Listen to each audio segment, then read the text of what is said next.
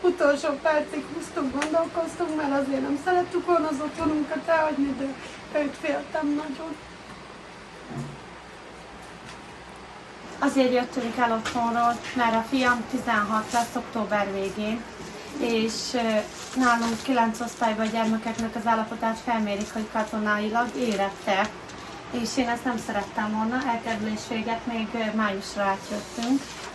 Így nagyjából befejezte a 9 osztályt, és azt szerettem volna, hogy itten tovább tanuljon, és itt éljünk, és hogy ne bántsák. Gyermekeim vannak, kisunokám, a kislányom kiskorú, őt hoztam magammal, mert hogy 17 évesen gyermeke van, őt is hoztuk magunkkal kisbabástól együtt, és így próbálunk valahogy itten taprálni, és itt vagyunk.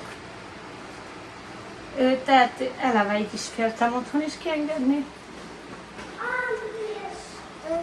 Nézést, mert azért korai érett, magasabb, de rékebb, mint a többi gyerek, és féltem.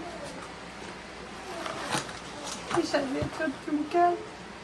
Utolsó percig húztunk, gondolkoztunk, mert azért nem szerettük volna az otthonunkat elhagyni, de őt féltem nagyon. Ettől a helyzettől, ami ott van, is nem látom a végét, csak a rosszat látni és hallani. És a másik, amiért pont áprilisban léptünk át, ez a határzónás dolgok miatt, féltünk, hogy nem fognak kiengedni minket, és még mielőtt ez a papírérvény belépett volna nálunk, addig kijöttünk. Mert féltem, hogy nem fogom tudni kihozni az országból. Itt iskolába jelentkeztünk, beszéltünk a Lukács iskolával, őket a Gyárvárosiba szeretném beíratni, beálltam dolgozni, egy mosodába, egy hete dolgozok, és szeretnénk maradni, hogy tapráljunk. Ő most még tipegni tanul, de bölcsibe szeretnénk, anyukája betölti a 18-at, akkor megdolgozni, és így megélni valahogy.